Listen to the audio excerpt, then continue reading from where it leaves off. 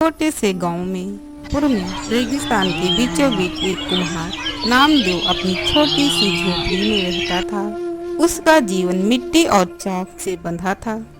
वह मिट्टी के बर्तन बनाने में जुट जाता, लेकिन उसकी मेहनत को बाजार में उचित दाम नहीं मिलता। भी सूरज की पहली किरण के साथ नामदेव अपनी टूटी हुई चप्पलें पहनकर चौक के पास बैठ गया। नामदेव, ये कब तक चलेगा? हर दिन तुम चौक घुमाते हो, बर्तन बनाते हो, लेकिन बाजार में कोई खरीदने को तैयार नहीं। गांव में सबके पास कुछ न कुछ है और हमारे पास बस ये टूटी छत और खाली पेट। शांति की आवाज में निराशा थी, लेकिन उसका चेहरा रामदेव के प्रति प्यार से भरा था। नामदेव ने चौक को धीमे धीमे घुमाते हुए एक गहरी सांस ली। शांति, मैं क्या करूं? मेहनत तो पूरी करता हूं, लेकिन बाजार में बड़े बड़े व्यापारी हमारे बर्तनों को 2 कौड़ी का भाव देते हैं। पिछले साल कुछ पैसे जोड़े थे, पर तुम्हारी बीमारी ने सब खा ली। फिर हमारे बेटे छोटू की किताबें सब कुछ जैसे रेत में मिल गया। तभी उनका 10 साल का बेटा छोटू फटे हुए कपड़ों में घर के बाहर से दौड़ता हुआ आया। उसकी आंखों में भूख थी, लेकिन मन में कुछ कहने की हिम्मत भी। पिताजी, हमारे घर में कभी मिठाई क्यों नहीं बनती? पड़ोस में जब काकी के घर से लड्डुओं की खुशबू आती है, मेरा मन ललचा जाता है। एक बार मैं उनके घर गया था, पर काकी ने मुझे डांट दिया। बोली, यहाँ कुछ नहीं है, जा अपने घर जा। नामदेव की आंखें नम हो गईं। उसने छोटू के सिर पर हाथ फेरा, जैसे उसकी मासूमियत ने उसके दिल को चीर दिया हो। बेटा, चिंता मत कर, एक दिन आएगा जब हमारे घर में भी लड्डू बनेंगे, हलवा बनेगा। तेरा जो मन करेगा वो खाएगा। शांत की आंखों से आंसू टपक पड़े। वह चुपचाप रसोई में चली गई। नामदेव ने अपना चाक बंद किया, औजार उठाए और गांव के बाजार की ओर चल पड़ा। बाजार में उसकी छोटी सी दुकान थी, जहां वह अपने बनाए बर्तन बेचता था। उस दिन जैसे ही नामदेव ने अपनी दुकान खोली और बर्तनों को सजाया, उसे लगा कि उसके हाथों में अब पहले जैसी ताकत नहीं रही। उसकी हथेलियां मिट्टी के घासल से घायल थी। वह मन ही मन बहदाया। हे भगवान, और कितनी परीक्षाएं लेंगे? आज एक भी ग्राहक नहीं आया। छोटू की मासूम बातें, शांति की उदासी, सब कुछ जैसे मेरे सीने पर बोझ बनकर बैठ गया है। तभी गांव का मुखिया भैरूलाल दुकान पर आया। उसके चेहरे पर बनावटी मुस्कान थी। क्या बात है नामदेव, आज तुम्हारे बर्तनों में वो चमक नहीं दिख रही? क्या मन उदास है? पहले तो तुम्हारे दुकान पर बहुत भीड़ लगती थी। मुखिया जी, आप तो सब जानते हैं, मेहनत करता हूँ, लेकिन किस्मत साथ नहीं देती। मेरा परिवार भूखा है और मैं कुछ नहीं कर पा रहा। तभी गांव का बदमाश रमेश पास से गुजरा। उसे दूसरों के दुख में मजा आता था। मुखिया जी, मैं कहता हूँ इस नामदेव को गांव से निकाल दो। इसकी बदकिस्मती पूरे गांव को ले डूबेगी। कहता हूँ कुछ लोग ऐसे होते हैं जिन पर काल की छाया होती है। भैरूलाल ने ठहका लगाया और रमेश के साथ हंसते हुए चला गया। नामदेव वहीं बैठ गया, आंखें आसमान की ओर उठाए। हे भगवान, क्या मैंने अपनी तकदीर खुद लिखी थी? मैंने कभी किसी का बुरा नहीं किया, न चोरी की, न बेईमानी।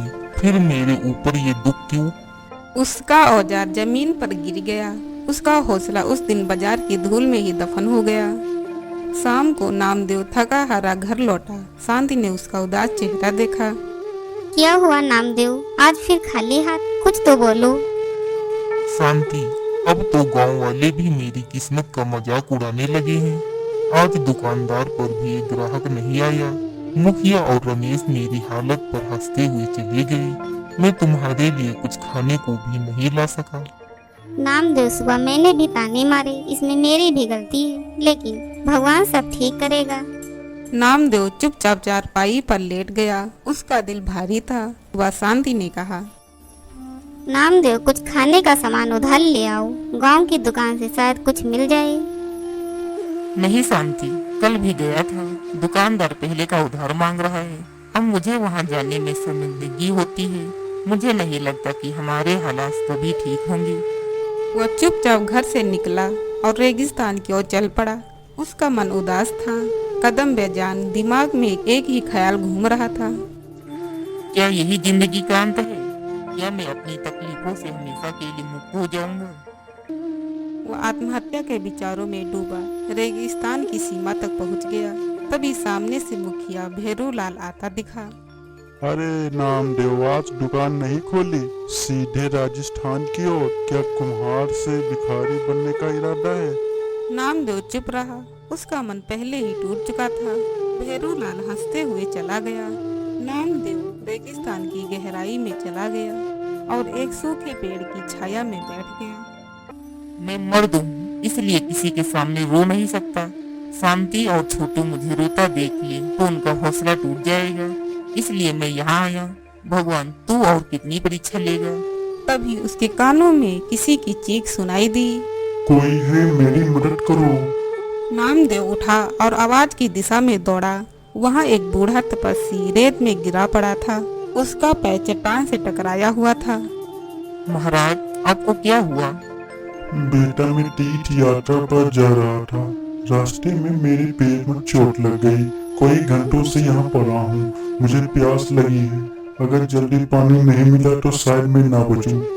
नामदेव ने इधर उधर देखा पर रेगिस्तान में पानी का नामो निशान नहीं था। महाराज, बताइए पानी कहाँ मिल सकता है? यहाँ से 2 मील दूर एक छोटा सा मरुधान है। वहाँ एक कुआं है। मेरा लोटा लो और पानी वहाँ से ले आओ। नामदेव ने तपस्वी का कुमंडल लिया और थके हुए पैरों के बावजूद कुएं की ओर दौड़ा। रेगिस्तान की गर्मी में वह कुएं तक पहुंचा।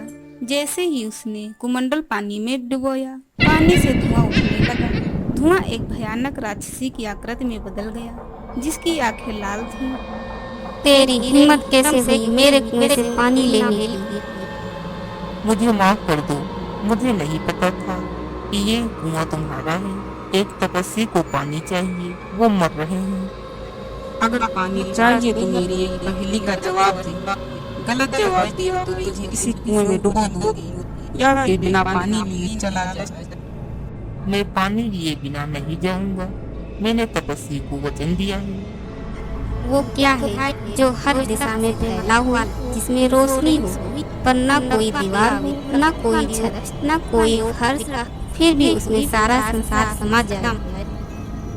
नामदेव ने आंखें बंद की। उसका दिल तेजी से धड़क रहा था, लेकिन चेहरे पर एक अनोखा सुकून था। वह अपने मन में ही गहराई में झांकने लगा। वो है मनुष्य का मन, जो हर दिशा में खुला होता है, जिसमें उजाला भी है, अंधेरा भी है, न कोई दीवार, न कोई छत, फिर भी उसमें पूरा संसार समा जाता है। राक्षसी चुप रही। फिर अचानक वह जोर जोर से हंसने लगी, जैसे नामदेव का जवाब उसे हैरान कर गया हो।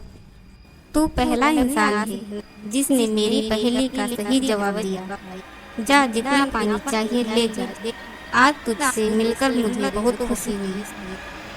नामदेव ने लोटे को ठंडे पानी से भर लिया। उसकी आंखों में संतोष की चमक थी। वह तेजी से तपस्वी के पास लौटा। महाराज, लीजिए, मैं पानी ले आया। तपस्वी ने पानी पिया और नामदेव को गहराई से देखा।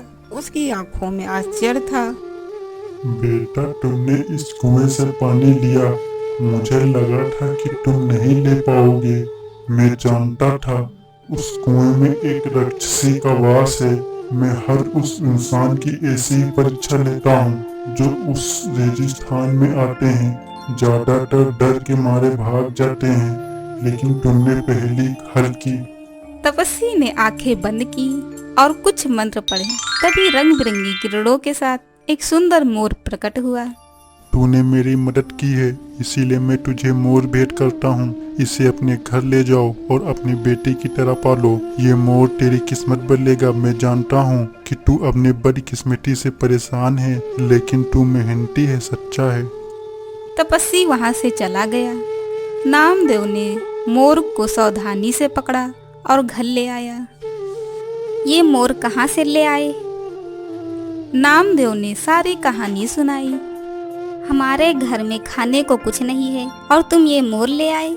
तपस्वी को वो देना ही था तो धन दे देते। शांति, तपस्वी ने कुछ सोच कर ही दिया होगा। हमें उन पर भरोसा रखना चाहिए। तभी छोटू आया। पिताजी, ये मोर कितना सुंदर है। मैं इसके साथ खेलूंगा। गांव के बच्चे मेरे साथ नहीं खेलते, कहते हैं हम गरीब हैं। अगले दिन जब नामदेव दुकान की तैयारी कर रहा था, गांव का जमींदार रघुनाथ घर आया। नामदेव, मैंने तुम्हारे बेटे को एक मोर के साथ खेलते देखा। वह बहुत सुंदर है, मैं उसे खरीदना चाहता हूँ। माफ कीजिए जमींदार जी, मैं ये मोर नहीं बेच सकता। ये तपस्वी की भेंट है। नामदेव, तुमने ये क्या किया? जमींदार अच्छी कीमत दे रहा था। शांति, भेंट की चीजें नहीं बेची जाती। कुछ दिनों के बाद एक व्यापारी भी आया। रामदेव, तेरा मोर मुझे बहुत पसंद आया, मैं उसकी अच्छी कीमत दूंगा। नहीं, मैं इसे नहीं बेचूंगा। शांति गुस्सा हो गई, लेकिन नामदेव का मन उस मोर के प्रति जुड़ गया था। उधर पास के शहर के राजमहल में उदासी छाई थी। राजा सूर्यदेव अपनी बेटी रनिका को देख रहे थे, जो बीमार थी। राजगुरु ने बताया, महाराज, रनिका को एक दुर्लभ बीमारी है। इसका इलाज एक जादुई मोर का आंसू और एक सच्चे इंसान का आंसू है। दोनों के आंसू से मिलकर एक फूल बनेगा जो रनिका को ठीक करेगा। राजगुरु ने बताया कि जादुई मोर मधुपुर के एक कुम्हार के पास है। राजा सूर्यदेव अपने मंत्री और सिपाहियों के साथ मधुपुर पहुँचे। महाराज, हमारे गांव में आपका स्वागत है। हाँ, नामदेव के पास एक मोर है। राजा नामदेव के घर पहुँचे। नामदेव, तुम्हारे पास एक जादुई मोर है, मैं उसे खरीदना चाहता हूँ। महाराज, ये मोर मेरे बेटे जैसा है, मैं इसे नहीं बेच सकता। महाराज, इसने जमींदार और व्यापारी को भी मना कर दिया। मैं तुझे आधा राज दूंगा, मोर मुझे दे दो। महाराज, पूरा राज भी दे दे, तब भी मैं इसे नहीं दूंगा। राजा ने सिपाहियों को नामदेव और मोर को पकड़ने का आदेश दिया। मूर्ख, मैं तुम्हें आधा राज दे रहा था और तुमने मना कर दिया। अब ये मोर मेरा है। महाराज, मुझे इसे एक बार गले से लगा लेने दीजिए। मैंने इसे अपने बेटे जैसा चाहा है। नामदेव ने मोर को गले से लगाया। दोनों की आंखों से आंसू टपके और रेत पर एक नीला फूल खिल गया। महाराज, यही वो फूल है। राजा फूल लेकर रनिका के पास गए। फूल ने उसे ठीक कर दिया। राजा वापस लौटे। नामदेव, मुझे माफ कर दो, तुम्हारे आंसू सच्चे थे। तभी तपस्वी प्रकट हुए। महाराज, इस मोर को मैंने नामदेव को दिया था। मैं जानता था कि केवल सच्चे इंसान के आंसू ही रानी को बचा सकते हैं। नामदेव, तुम्हें सोना और मधुपुर की जमींदारी दी जाएगी। तुम मेरे सलाहकार बनोगे। नामदेव दौलत लेकर घर लौटा। उसकी मेहनत और सच्चाई ने उसकी किस्मत बदल दी। वह अपने गांव के लिए एक मिसाल बन गया।